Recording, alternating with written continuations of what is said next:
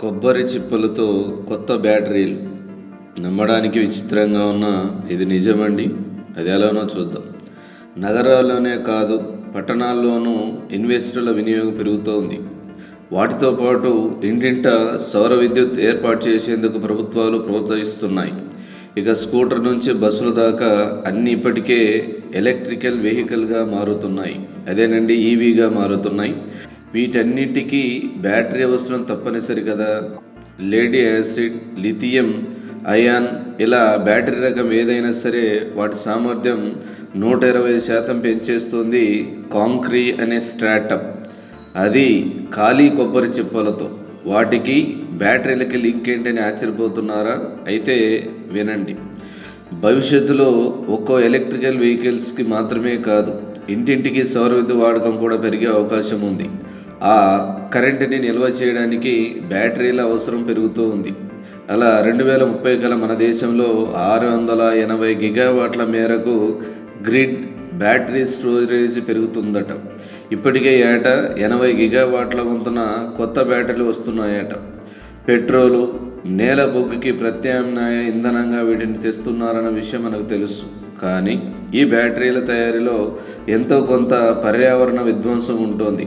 మన ఇళ్లలోని ఇన్వర్టర్లలో ఉపయోగించే laid acid బ్యాటరీలలో graphite అనే పదార్థాన్ని వాడతారు. ఇక ఈవీల్లో కూడా అత్యాధునిక బ్యాటరీల్లో గ్రాఫైట్తో పాటు లేడ్, లిథియం అనే లోహాన్ని ఉపయోగిస్తారు. సమస్య ఏమిటంటే ఈ గ్రాఫైట్, లేడ్, లిథియం వీటన్నిటిని నేలని తవ్వి తీయాల్సిందే. ఈ మేరకు పర్యావరణానికి ముప్పు ఏర్పడ్డట్లే. అందుకే వాటికి ఓ ప్రత్యామ్నాయం చూపించాలనుకున్నారు అక్షయ్ జైన్, మహీ సింగ్ అనే యువజంట. అందుకే ఖాళీ కొబ్బరి చిప్పల్ని ఎంచుకున్నారు. అక్షయ్, మహి ఇద్దరిది రాజస్థాన్లోని జైపూర్. ఒకే స్కూల్లో చదివారు. బీటెక్లలో కాలేజీలు మారిన మనసులు కలిశాయి. ముందు అక్షయ్ సింగపూర్ వెళ్ళి అక్కడ జాతీయ యూనివర్సిటీలో పిహెచ్డిలో చేరాడు.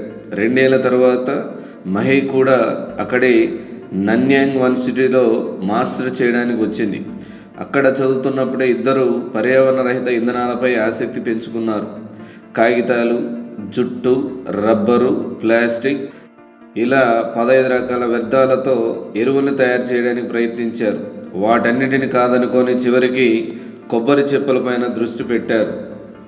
వాటిని కాల్చి ఆ కాల్చిన పొడి నుంచి నానో కార్బన్స్ అనే అతి సూక్ష్మ నల్లటి పొడిని వేరు చేసే విధానాన్ని కనిపెట్టాడు అక్షయ్ జైన్. దానిపైన పేటెంట్ కూడా తీసుకున్నాడు. కొబ్బరి చిప్పలోని గట్టిదనానికి తగ్గట్టే ఈ నానో కార్బన్స్కి మన్నిక ఎక్కువని నిరూపించాడు. భారత్కి వచ్చాక పలు బ్యాటరీ కంపెనీల మెట్లు ఎక్కారు అజయ్, మహీలు. తమ నానో కార్బన్స్ని లేడ్ యాసిడ్ బ్యాటరీలోకి గ్రాఫైట్కి బదులుగా ఆధునిక లిథియం అయాన్ బ్యాటరీల్లో లేడ్, లిథియంలకి ప్రత్యామ్నాయంగాను ఉపయోగించవచ్చని చెప్పారు. అంతేకాదు తమ ఆవిష్కరణలోని ప్రత్యేకత వల్ల బ్యాటరీ సామర్థ్యం 120% మేర పెరుగుతుందని నిరూపించారు. ఎంత మంచి ఆవిష్కరణ అయితేనేమి, మొదట్లో వీళ్ళనెవరూ నమ్మలేదు. కనీసం ప్రయోగాలకి ల్యాబ్ను అందించడానికి వెనుకాడారు. దాంతో తమకున్న అతి తక్కువ వనరులతోనే రోజుకి 1 గ్రాము నానో కార్బన్స్ తయారు చేసి సంతృప్తి పడేవాళ్ళు అక్షయ్, మహీలు. అలా 1, 2 కాదు, 7 ఏళ్ల పాటు నిరీక్షించాల్సి వచ్చింది ఇద్దరు. 2020 తర్వాత ప్రభుత్వాలు విద్యుత్ వాహనాలకి భారీ ఎత్తున రాయితీలు ఇవ్వడం మొదలుపెట్టాయి. దాంతో బ్యాటరీల అవసరం పెరిగింది. అప్పుడే కంపెనీలు వీళ్ళ ఆవిష్కరణని సీరియస్గా తీసుకోవడం ప్రారంభించాయి. తమ ల్యాబుల్ని వాడుకోవడానికి అనుమతి ఇచ్చాయి. అలా వాళ్ళు పెద్ద ఎత్తున నానో కార్బన్స్ని తయారు చేశాకే బ్యూరో ఆఫ్ ఇండియన్ స్టాండర్డ్ వీళ్ళ పద్ధతి సురక్షితమేనంటూ సర్టిఫికేట్ ఇచ్చింది. దాంతో కాంక్రీ పేరుతో 2020లో స్టార్టప్ని ఏర్పాటు చేశారు. 10 ఏళ్ల వాళ్ళ కష్టానికి ఫలశ్రుతిగా అన్నట్టు ఇటీవల కేంద్ర ఇంధన వనరుల శాఖ ప్రతిష్టాత్మక నేషనల్ ఎనర్జెన్సీ ఎఫిషియంట్ ఇన్నోవేషన్ అవార్డుని అందించింది. ప్రస్తుతం లారెస్, లూమినస్ సహా దేశంలో పలు బ్యాటరీ కంపెనీలు వీళ్ళ నానో కార్బన్స్తో సరికొత్త బ్యాటరీలు తయారు చేస్తున్నాయి. ఒకప్పుడు రోజు 1 గ్రామ్ మాత్రమే నానో కార్బన్స్ తయారు చేస్తూ సంతృప్తి పడ్డ అక్షయ్, మహీలు ఇప్పుడు ఆయా కంపెనీల కోసం రోజు 2,000 కిలోల మేర తయారు చేసి అందించే పారిశ్రామికవేత్తలు అయ్యారు. అంతేకాదు వందలాది రైతుల నుంచి కొబ్బరి చిప్పల్ని సేకరిస్తూ వాళ్ళకి ప్రత్యామ్నాయ ఆదాయ వనరుగా మారారు. అందుకే ఆలోచిస్తే ఇలాంటి మంచి మంచి ఇన్నోవేషన్స్ వస్తూ ఉంటాయి. Thank you very much. ఈ వీడియో మీకు నచ్చితే ఒక సబ్స్క్రైబ్, ఒక షేర్, ఒక లైక్ చేస్తారని ఆశిస్తూ థ్యాంక్ యూ వెరీ మచ్.